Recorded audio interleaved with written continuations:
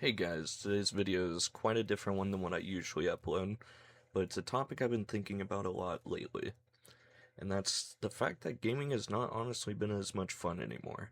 Like, honestly, the only few games I've felt like playing is 2D Minecraft, which if any of you actually refer to this game with that description, I do not like you. Racist and toxic waste of human central, and Gooner game. And it's not even the fact that I have no games to play, I have a lot. But there's plenty of games coming out, but none of them have been very appealing to me. And I'm going to put my thoughts and feelings into different categories. I have no clue what happened over the years, but basically any multiplayer game just doesn't really feel worth playing. I get that with the popularization of Fortnite back in the day, everyone hopped on the Twitch train because of streamers playing the game and getting money from just being good at it. Especially Call of Duty or any game that even has a little bit of movement being abused and making it an absolute headache to even play against anyone doing it. It's also pretty annoying having a lot of content creators constantly pumping out those stupid meta loadout videos. Like, the point of games is to have fun and use the weapons you want to use. Like, I'm not terrible when it comes to FPS games, but with the fact of videos of meta stuff and those movement gods makes the gaming experience awful. It also isn't fun if you constantly have to play at your best, even if you want to have a lick of fun or even do remotely good. If you don't see this as an issue, you're either part of the problem or you just don't play these kind of games. I mean, literally the worst part of any game is cheaters. These no skill having losers feel the need to use cheats instead of actually developing skill in a game.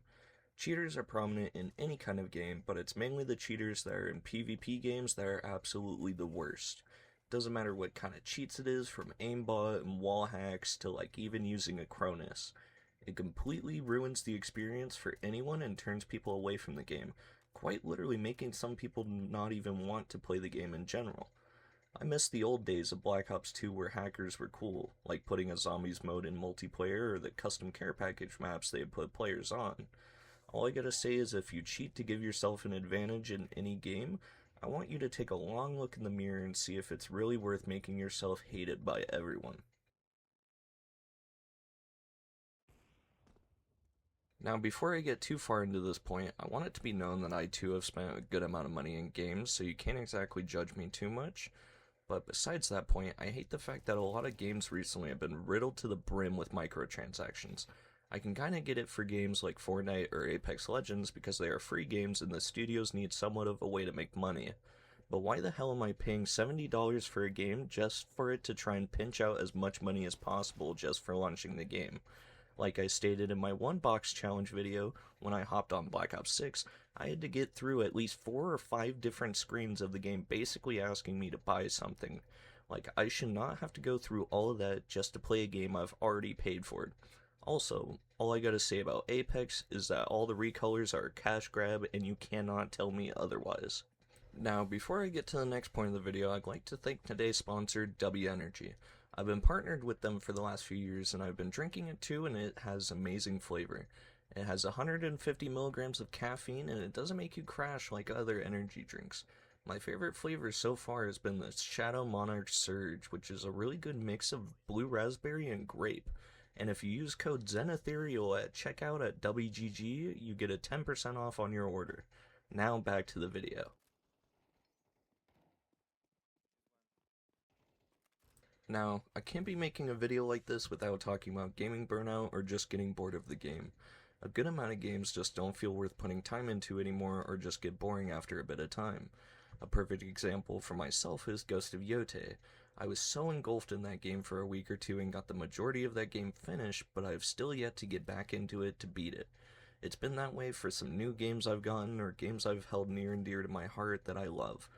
Like, Minecraft is a game I've played for years and probably have over 2,500 hours on it on PlayStation alone. But the last year or so, whenever I've tried getting back into the game, I usually just stop playing around the time I get into the Nether. I think the last time I've genuinely beaten that game was back in 2024 with a group of buddies. But I don't know, do you guys feel the same way as I do at this point? Let me know in the comments if you do. With all these games coming out and stuff, I just don't feel as excited as I used to be with releases.